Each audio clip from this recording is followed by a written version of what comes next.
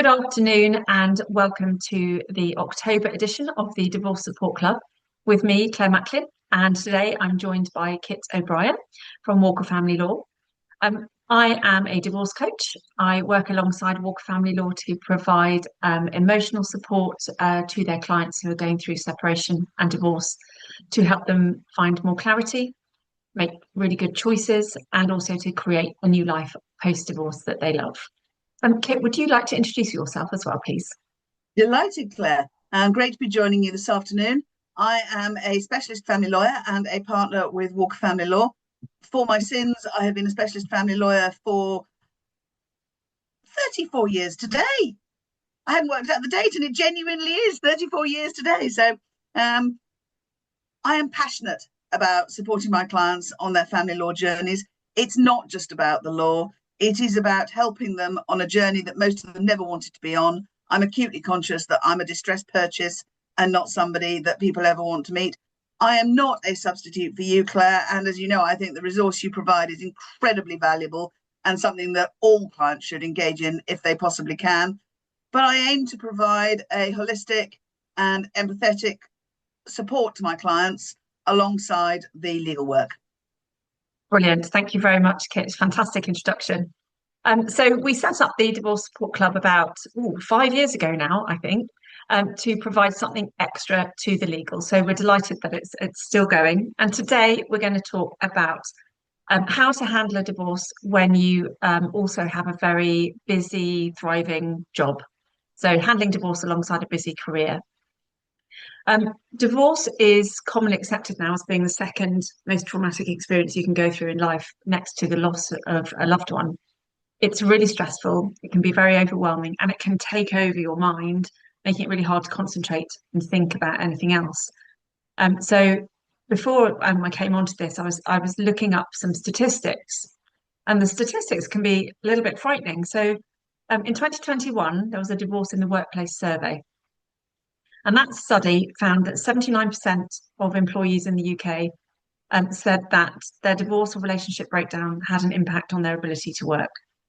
And 60% of those said that it impacted their mental health in the workplace, causing anxiety or depression or stress.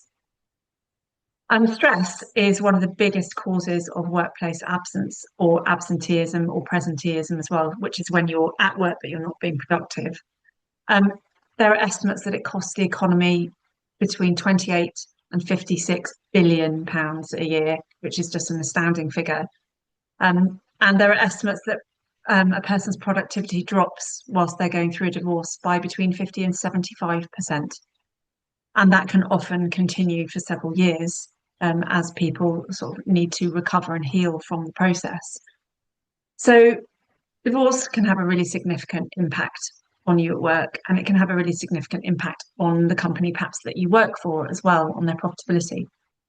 And certainly my own experience was exactly that. And I know that when we were talking, Kit, you reflected this too, that you hear this all the time in your work with your clients. Very You much go so. into work, yeah, you go into work, you sit at your desk, just as your world feels like it's ending, you try and hold it together. Perhaps you're working in an open plan office. You plaster on your smile, you try and perform your role, but you're not really there. Certainly, when I went through my first divorce, for the first, I would say probably 3 months, I don't think I did anything that was remotely productive whatsoever. It was almost impossible, but you put pressure on yourself to try and perform the same as usual. And all the while, your mind is going round and round with all these different emotions, stress, anger, sadness, depression, fear. There's so much. You might spend time crying in the toilet. It might be a real challenge to keep focused. And if you're in a role where you're client facing, or you perhaps run your own business, or you're even in a profession that is related to this process, then it can be really overwhelming and really difficult. So we're going to talk today about some strategies that hopefully will be helpful and some that definitely will not be helpful.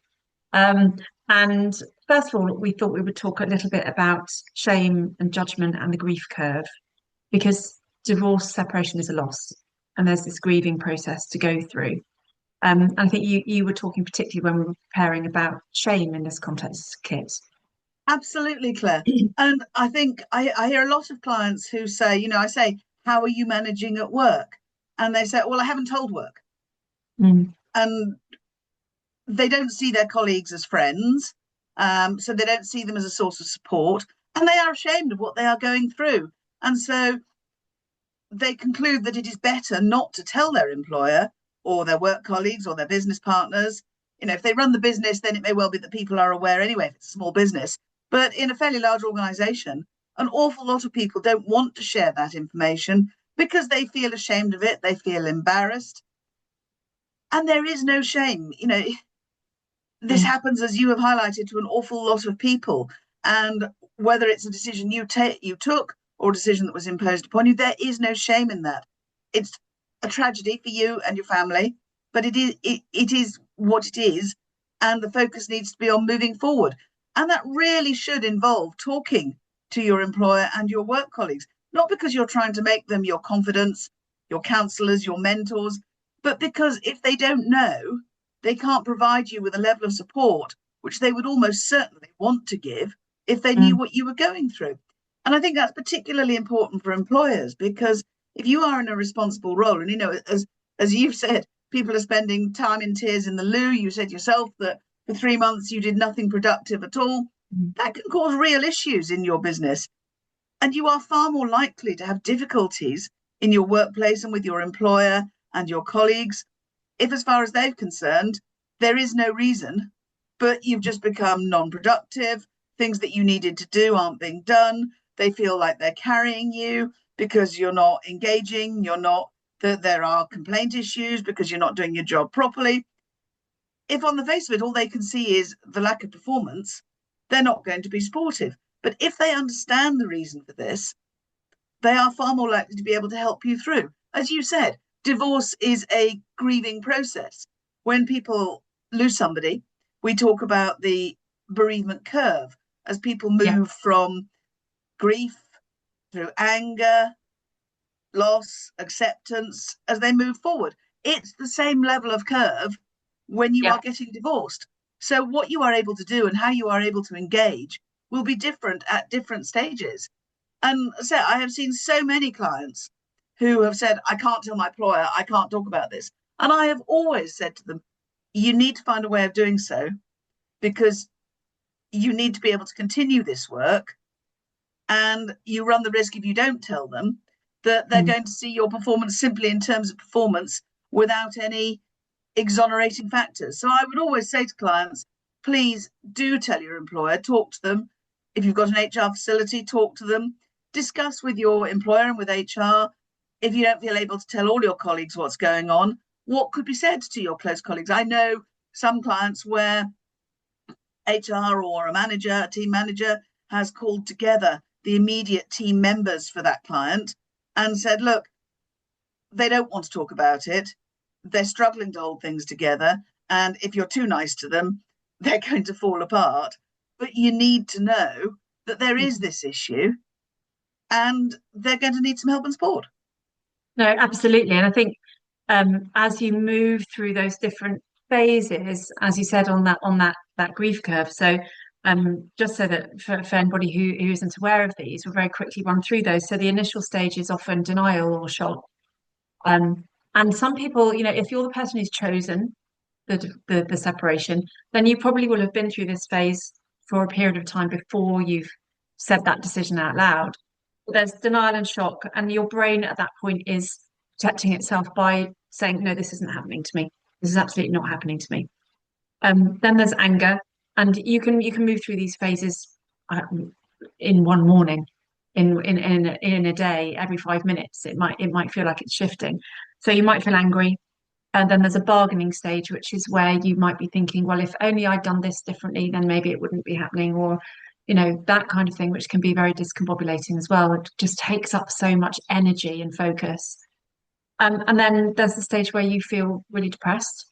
I will say to my clients, it's normal to go through this phase where you feel really down and very depressed. It doesn't mean you're going to be depressed forever. This is a normal part of this process and before you finally move towards acceptance. And then many people also move beyond that as well to find meaning in what happened. which I guess is what I've done by doing this work. Um, but it's also unlikely that you and your partner will be at the same stage at the same time.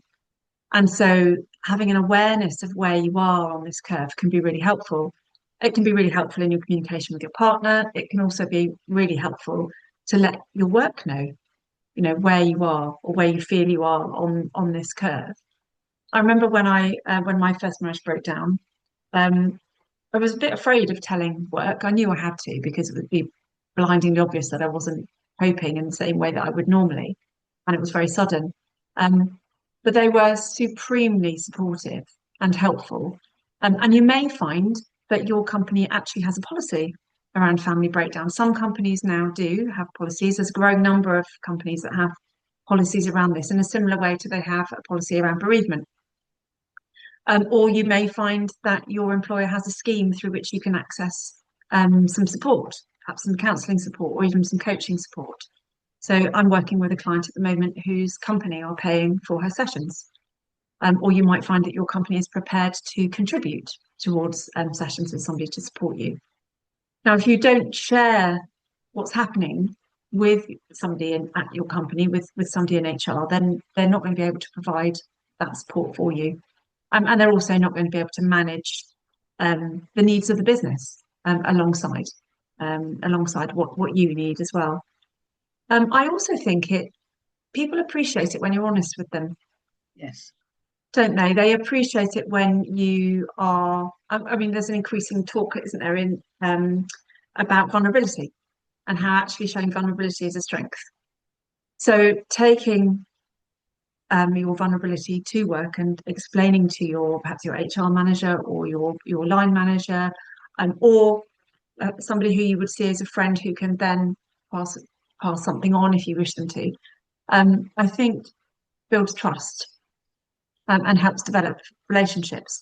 And of course, there's also a practical thing to this as well, because you might need some time off. You might need some time off to attend court. You might need some time off to go to meetings with lawyers. You might need some time off to go to mediation. You might need time off to prepare for those things. Um, so I agree completely with you that it's a really good idea to tell your employer rather than trying to cope in a vacuum. I think Um, that absolutely that's true. And I think it's really important to remember that you and your partner are unlikely to be on the same stage of the bereavement curve at the same mm, time as you said, Claire. And I think why I would say that's so important is that there may be periods when you come under pressure. If you're not the one who instigated this, you feel under pressure to do things, to make things happen because your ex is saying, well, why can't we just move on? Why can't we just sort this out? And what they forget, and it's something again that I talk about with clients, whether they were the person who instigated this or whether they are the person who is dealing with the shock and the fallout. Do remember that if you are the person who has made this choice, you are a long way further on the curve because you made this choice. You've been preparing yourself and working out what you were going to do and how it's going to work for you an awfully long time ago. Whereas your ex is very much in a state of catch up. And the reason I mm, think that's so important in the context of your work and telling your employer is that, as you say, you will go through different stages and you may have days when you are fine coping with work, mm. but you will undoubtedly have days where you are very, very, very not fine coping with work. And I say, people need to be able to prepare for that fluctuation. Yes, yes, I totally agree. I mean, in my first divorce, work was the only thing I think that didn't change. So my job was the one constant. So actually it became a bit of a safe space for me. And it was only safe because people at work knew what was happening and were able to make some allowances, or I was able to pass a few things to somebody else perhaps to deal with. Um, so yeah, it became a place that was safe for me. So let's move on to talking about some coping strategies, so that you can sort of cope better with what you're going through alongside your job. The first thing I would always say is get knowledge. Knowledge Yes. is power. Take early advice. There are so many myths, aren't there? There's so much Oh, misinformation. myriad myths. I I think family law probably has more myths than, tales of the Greek heroes and folklore, because everybody's an expert. Everybody has a relative or a friend or the bloke down the pub who's been in exactly your situation, and you make sure that you don't settle for less than this, and you need to know this, and you need to do that. And almost invariably, what people are being told is completely wrong and often dangerous. The internet is also a nightmare because you can download so many things off the internet. And I often have clients who say to me, well, can't I just get all this online? Why do I need you?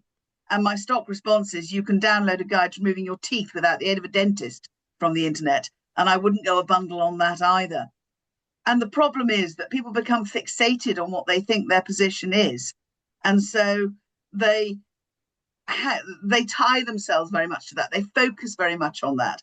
And Mm, sometimes, if they decide to do things without the assistance of people like you and me, they will take steps that can be positively damaging based mm, on what they believe their position to be. Make sure you know, even if you don't decide you don't want to work with the solicitor you've initially got advice from, get that preliminary advice so that you have a route map and you have some idea of what you should and shouldn't be doing. Talk to somebody who gives you pragmatic advice. A lawyer who tells you what you want to hear is frankly useless. That you need to be talking to somebody who tells you what you need to know, even if that and what you wanted to hear are sadly not the same thing. Because otherwise you can get yourself in a really difficult position. yes. I always think of it as being a bit like when you're at the beginning of this process, it's like you're in the middle of a hurricane. You're Yes, right in the eye of the storm, and you need to start gathering things that can give you a shelter in that yes, storm. So yes. whilst the storm is not going to go away because it doesn't, you have to move through the process. You can build yourself a shelter, and one of those things, maybe the struts of that shelter, if you like, are knowledge Yes, and absolutely. information. Because knowledge and information will give you clarity. They'll give you clarity on what the law says. Like you say, the guy on the bus, the person down the pub, they might have an idea of what the law says, but actually they don't really know. All they really do know is perhaps what happened to their sister or what happened in their divorce or what happened when their parents got divorced 50 years ago. That's almost So invariably that's the case. And it's highly yeah, unlikely that it's going to be properly applicable to you. So, mm, particularly if what they tell you is what you were really hoping you would hear, it's yes, and you're in a very low state and you're mm, desperate for things to become better, it is all too easy to fixate on that information and make plans and decisions based on it. And yeah. then And suddenly the whole actually thing that comes crashing down. yes, and it can make the hurricane actually stronger. Yes, it can. Yeah. So, if you get the right information, you can build yourself a shelter from that hurricane, and the hurricane will start to pass over, Yes. given time. The other thing that helps to create that shelter is getting a support network and getting a support network in place. Um, might be friends and family. Again, they can be great, but they're not always objective because they're emotionally involved. They care about you. They are probably also going through a curve of change in feelings about your ex-partner. I remember um, I didn't spend very long in the angry phase when my first marriage broke down. Don't know why, just didn't. But some people in my family spent longer there than I did. Mm. And actually, that, you can fuel the fire. Again, you can add to the hurricane by listening too much to those people in your family who are very emotionally involved. So I would always say get legal advice, get financial support, get emotional support. Um, then you've got a three-legged stool that you can Yes. sit on. You take one of those legs away and it falls over, right? And you're back out in the hurricane again. So I always encourage my clients to ask themselves questions like, what help do I need? What support do I need? And who could provide that help? And start then creating lists of people that can provide that help. Now, that might be a lawyer and it might be a coach like me. It might also be a list of um, school parent friends who could help with lifts to school, or it could be a list of plumbers, electricians, all those people who can help you do that kind of stuff. Somebody who can help you mend the car, gardeners, or seamstresses, or whatever it might be. Create Mm. yourself a list of people who can help you, particularly people who can help you do things that perhaps your partner used to do. because those are the things where it can be quite daunting to start to learn how to do lots of new things suddenly while you're in the middle of a hurricane. Don't be ashamed of Mm. not Asking knowing for help. stuff. I have, Mm. in my 34 years, looked after clients in very different types of lives. And there have been, and there still are clients who divide their married lives so that one party doesn't insure cars, tax cars, sort out the contents insurance, manage the bank accounts. And there's no shame in that. That's simply the way that they decided to run their lives because it worked for them. Mm. And often they will then say to me, I don't know how to do X, Y, and Z. And they are horribly embarrassed about that. And I say to them, don't be ashamed. You did what worked for you at the time. And since when I first started, there weren't people like you around, and there was a lot less support out there. I have talked clients through how to tax their cars, Mm. and how to get quotes for car insurance and things like that. Obviously, not providing them any advice on what they should do, but simply giving them practical support as to where to look. Yeah, yeah. I always ask people as well to use their wow brain for this. So your wow brain is when imagine you're climbing a mountain. We're using lots of analogies today, but you're climbing a mountain, you're halfway up. You have a choice. You can look up the mountain and say, "Ow, look how hard that is. Look what I've still got to do. Look at all the things I still don't know how to do." Or you can look down the mountain and you can say, "Wow, look at all those things I've already learned. Look at those things that I can do now that I couldn't do before." So I remember, for example, um, mowing the lawn for the first time. We used to have quite a big garden with a big lawn, and I mowed it. I hadn't done it before, not because I couldn't, but because I just didn't. That was one of the jobs that he did.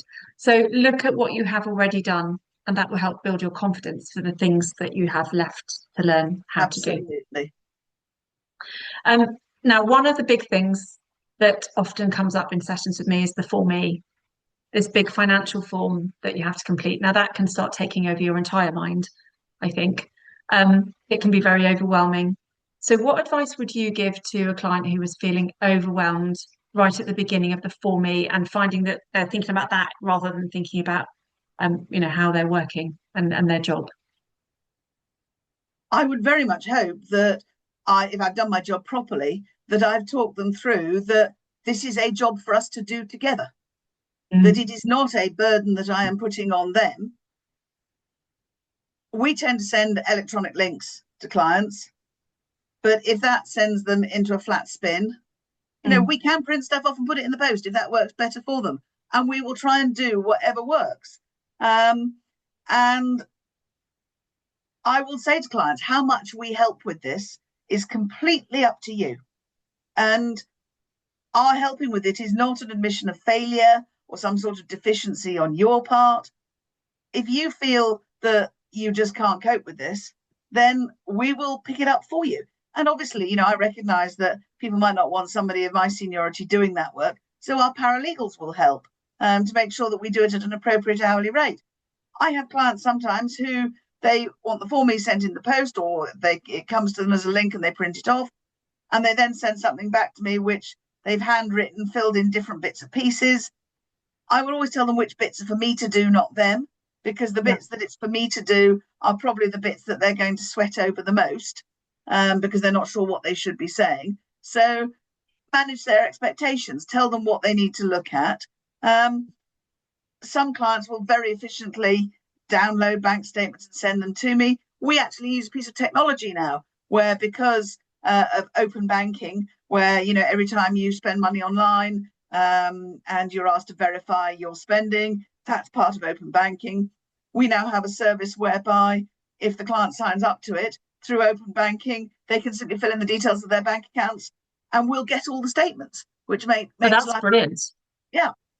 Mm. Yeah, yeah, Technology is increasingly a very good friend, and we do our yes, best to we don't expect to be sort of bleeding edge, but we do try to be well up to date. And if there is a facility like that that we know can help our clients, then we will adopt it and make use of it. So yeah. we will talk about what they need to do, how much they need to do. If they are somebody who runs their lives off paper, and what works for them is to bring us a carrier bag full of printed bank statements, we'll work with it. Yeah. Yeah. So what I'm hearing really there is be honest. Be honest with Yes, your solicitor about yes, about what you're feeling you can cope with and what you can't. absolutely. Um, and take it one step at a time. This is not a form that you're going to need to fill out. If it arrives at 9 o'clock this morning, you don't need to have finished it by 5 o'clock this afternoon. No, One step at a time, break it down into chunks and talk to your solicitor about how you're feeling about it. I've worked with lots of clients who found the Form E really overwhelming, and it can take a long time to do. But I think thinking back, those who struggle with it the most are the ones who try and do it all on their own. yes. And Or who that start off that can be saying, very difficult. those who start off saying, I can do this, I don't need your help with it. And they then get part way through and think, whoa, I'm not sure that that was the right decision. Don't be Mm, ashamed in then saying, I really hoped I could do this on my own, but I've now looked at it and mm. this isn't working for me. How can you most sensibly and cost effectively make it work? The Yeah, one thing I would yeah, absolutely say is if you are struggling with it, don't just sit on it and think, I'll look at it when I have to, I'll think about it when I have to. I don't want to talk about it, particularly if, unfortunately, you have ended up in court proceedings and there is a deadline for the Form E to be produced. I will never forget dealing with a client who was adamant they had their Form E under control. And I was waiting to receive all the paperwork to support it. And we were in court proceedings. And I kept contacting them and saying, we need to progress your Form E. How can I help with this? Can you come in? Can we talk about it? What can I do to support you? Because it's got to be done and I haven't had anything. And the day before Form E was due to be lodged at court, they turned up in the office with a very dog-eared paper Form E and 4 carrier bags oh of my. financial documentation. And Mm, obviously, if you do that, we will do everything we can to drop everything, make it work, and get your Form E sorted. But that is not enormously cost effective for you because there will be no, cost implications for us I think pressing the emergency button. yeah, this really highlights one of the please don't do this. This is not a good Absolutely. coping Yes. strategy. The Yes. bury your head in the sand Yes. and coping strategy. Yes, really not a thing to do with for me. So I think, the real message here is ask for help. Acknowledge that you Absolutely. might need help. Don't feel ashamed that you might need some help. And don't worry if you're changing your mind about Yeah. how much help you need, one way or the other, actually. Absolutely. And Yeah. don't be afraid to say, I want help, but I'm worried about the additional costs that I'm going to incur. Because as I say, we will always the completing the mechanics of completing the Form E is something that our paralegal team are brilliant at. Mm. And with the online links, most of them better than me. Because the technology is what they are accustomed to and dealing with all the time. And that's far more cost effective for you. And we will always make sure that the support you need is provided to you in the most cost effective way possible by somebody at the level that can provide the most cost effective support. Yeah, and then that will give you that feeling of security that this is being dealt with, which hopefully will enable you then to be able to focus a bit better Yes, while you're at work. yes, Um, I was also thinking about strategies that I share with my clients in terms of helping them to prioritize. So one of the things that often goes out the window with people's jobs is that they get very caught up in the divorce and they stop being able to prioritize the things that they need to do at work. One of the most helpful things that I share with lots of people is something called the Eisenhower Square. So you get a big page, or some people could do it on a whiteboard, and you divide it into 4 squares. The first square, you write important and urgent, and you list all the things that are important and urgent. If you're using a whiteboard, you can do this with post-it notes, which is brilliant because then you can move them around. So important and urgent in the first square. These things are a priority. They're the things that you want to do now. They're in pink. So then the next square is important and non-urgent. So they're important, but they're not urgent. These things you can park. And the third box is things that are unimportant and urgent. So they need to be done, but they're not very important, so you can delegate them. And then in the fourth square, there are things that are unimportant and non-urgent. I would say delete for those things. They probably won't ever need to be done, or they'll come back at a later point if they need to. So that can be a really helpful thing to do. Now, some of my clients use this at work, and some of it they use it with their divorce proceedings as well, as which things and things move around those boxes. So it's a really good way of visually organizing your time and prioritizing what actually needs to be done today. It can help cut a really long to-do list down into a much shorter one of things that I just have to do. Another thing that some people find really helpful is at the end of each day, they then write down the three things they must do tomorrow. And then anything else on top of that is a bonus. So it kind of it shrinks the impact of a really long to-do list, both of those strategies. Um, Once you've done that, then you can start breaking your tasks down perhaps into smaller chunks so that they become more manageable. So it's a bit like for me here, ask yourself what's the next one step I need to take, and then just focus on that. When you become at work, when you become that organized about what you're going to do, it becomes much easier then to focus on that one thing rather than you having your mind kind of whirring around a whole load of different things. I think that's brilliant guidance. And I think that it's something you can use at work as well as personally. So, Mm. if you are at work and you are worried about focusing, and you feel that at any moment you're going to start thinking about your personal life rather than work, it's really helpful to have that um, sort of division so that you've got a clear indication of what you need to do so that if you lose focus for a few moments, you've got something to come back to say, actually, Yes. this is what I need to be getting on with. Yeah. Yeah. So you've got this visual reminder Yes. there. And it's also really, really lovely to be able to take a post-it note off it and scrunch it up and throw it in the bin. There's something really satisfying about that Yes, definitely. in itself. Talking of focus, then, the other thing that I think is really important is to focus on what you can control. Yes. This is so important, both in your divorce proceedings and at work. So many of my clients talk about how their stress is massively increased by things like their phone bleeping, messages coming in from their ex-partner, emails coming in from the legal team. They can really bring up a kind of dread for people. So there are a few things that you can do. Now, quite often, clients say to me, well, I just need to tell him or her not to do this, not to message me at this time, not to do this, not to do that, don't message them, etc., etc. And I always say to people, well, unfortunately, you can't stop them from doing that. And actually, there are some people who, if you ask them to stop doing it, it will make them do it even more, of course. So look at what you can control. So in terms of things like emails and bleeps on your phone, things that you can control are you can switch off your notifications. So you could switch off your notifications when you leave for work and only switch them on when you get home, for example. You can archive your ex perhaps on WhatsApp so that their messages don't pop up immediately and you have to go and actively look at them. You could leave 24 hours always before replying to anything that really riles you. I would always say take a pause and don't respond to something that makes you angry or upset or any other really strong emotion without leaving it 24 hours first. In that 24 hours, generally, you will become calmer. You can take advice. You can talk it through with a coach or with a friend. And that gives you a bit of time to pause.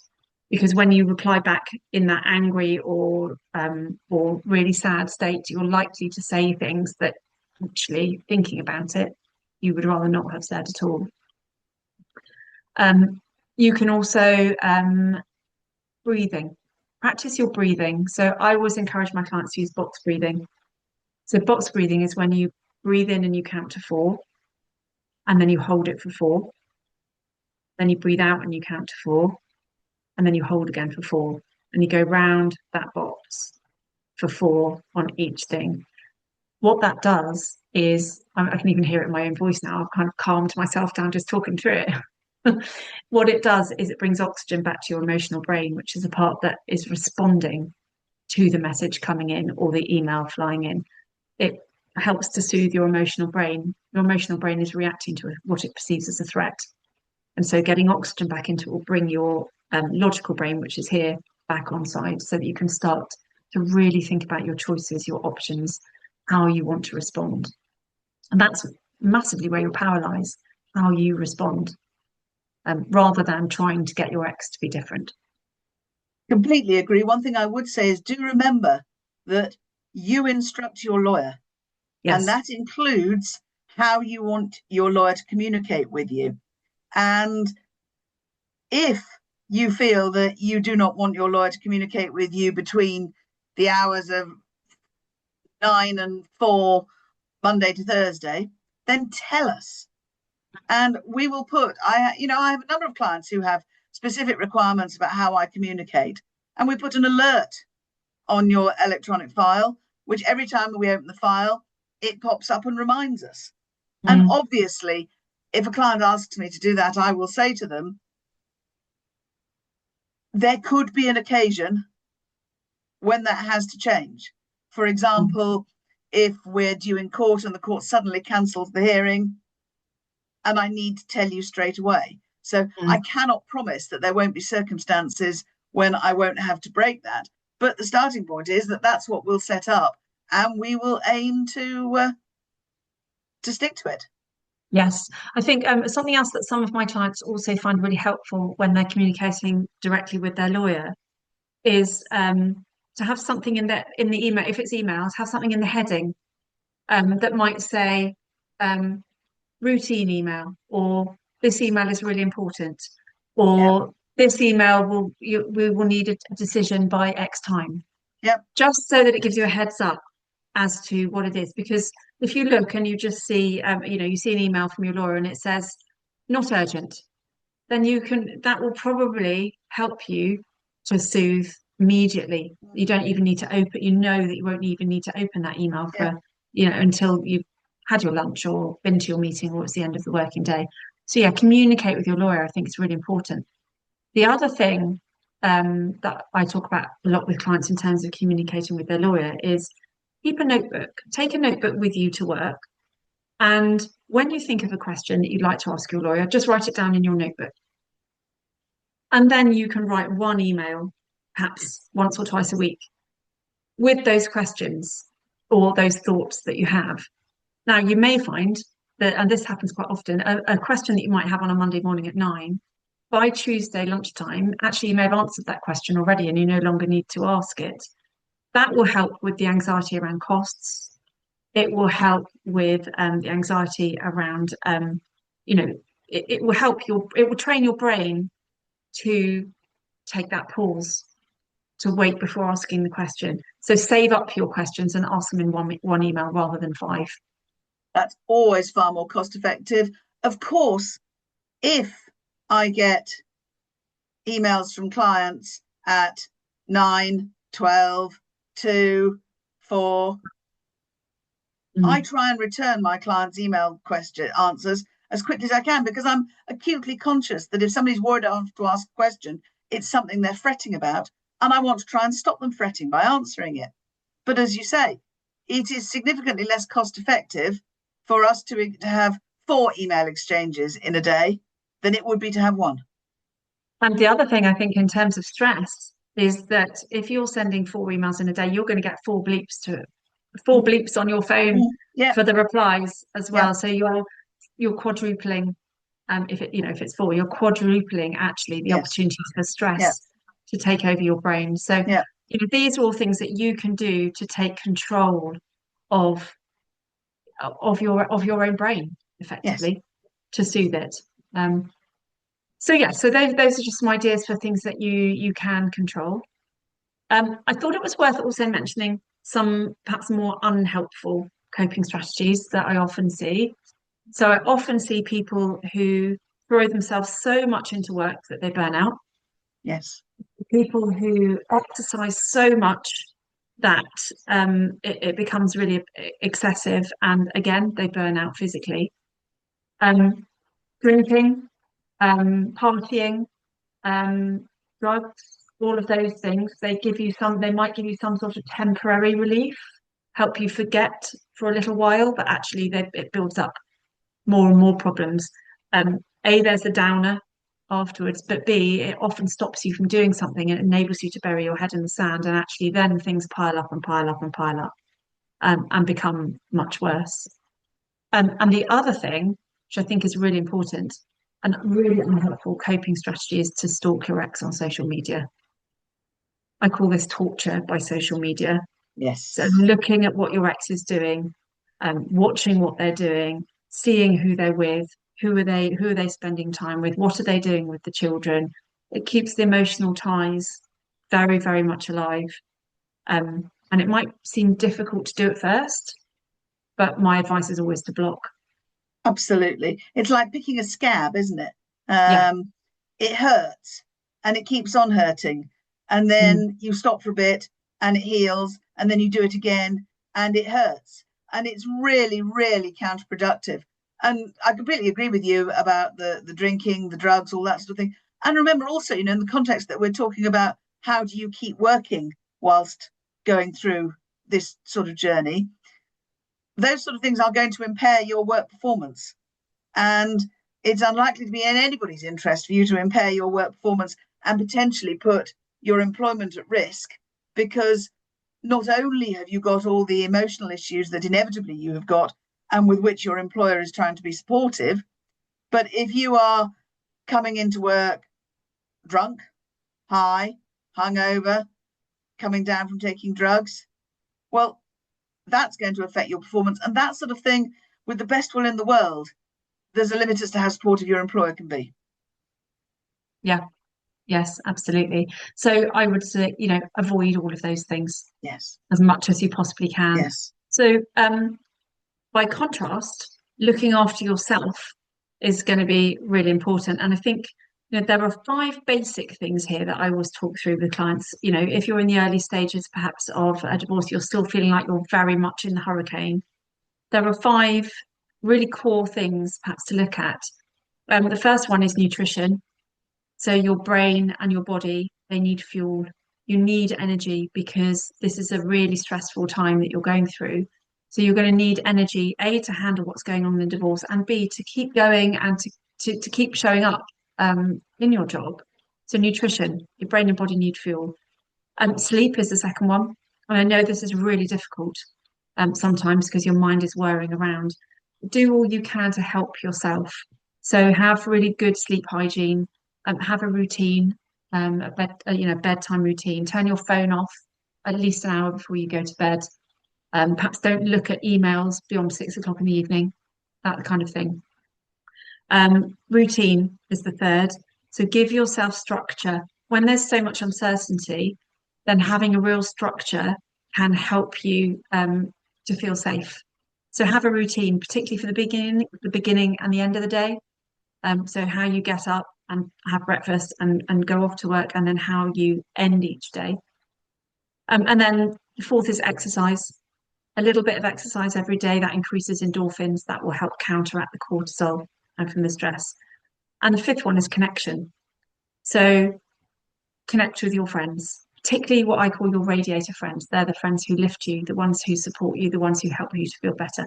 They're not necessarily the ones who sit in your anger with you. They're not necessarily the ones who tell you how they did their divorce, like we talked about at the beginning. But connection, it can feel quite a lonely time. So reach out to those people who lift you. Those are the basic five. So I would always say to people, when you're thinking about looking after yourself, get those five. First of all, focus on those: nutrition, sleep, routine, exercise, and connection. And I also think be kind to yourself. yes. So do one thing every day that is kind to yourself, and also pay real close attention to how you're talking to yourself. Are you talking to yourself in your own mind as you would talk to your friend? Or are you being, we all have a massive tendency to be much nastier to ourselves than we ever would be to anybody else. So be kind to yourself in terms of looking after yourself. Is there anything you'd like to add? I think I would support all of that. Sleep is so important because you can't function personally or from a work perspective if you're not sleeping well. Um, Mm, the phone hygiene is good if you can possibly do it. And look after yourself, particularly if suddenly you're on your own. It's very easy to think, I can live off Monster Munch and Mars bars. Well, Yeah. probably technically you just about can, but you're not going to look your best. You're not going to function very well. And Mm. actually, as part of being kind for yourself to yourself, the preparation of a meal, the thinking about what am I going to eat, Mm. the going out to get, even if it's a trip to the supermarket, you've gone out, you've distracted yourself, and you've thought about what am I going to eat this week? What meals am I going to prepare? Am I going to try something different? Now, I've certainly had a lot of clients who've said to me that once they actually started to think about this, they remembered all the things their ex loathed to eat. Mhm. And so they have started Eating taking, those things. yes, eating those things and deriving enjoyment, not only from eating something that they love and haven't been able to eat potentially for a long time, but in preparing that. Yes. I mean, I could tell you a story about ginger. I absolutely love ginger. I drink ginger. I make my own ginger shots now in the morning and things. So I ate a lot of ginger. My ex-husband hated it. But he still does, I think.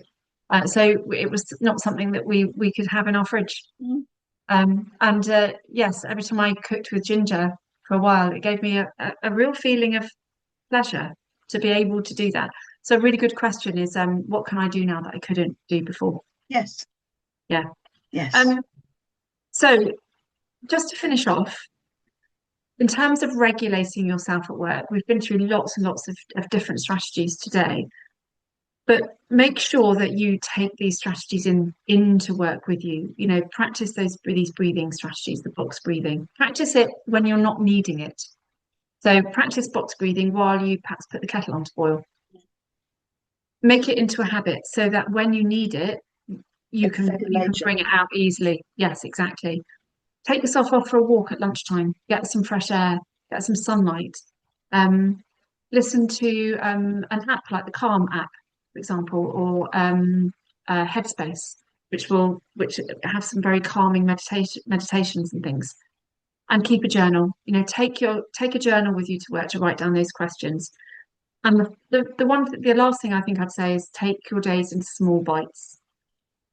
So you might be finding it difficult to get through your working day. So chunk it down, chunk it into half an hours or one meeting at a time, whatever it might be that's going to help you. And then give yourself a pat on the back for getting through that period. Absolutely. Yeah. Yeah.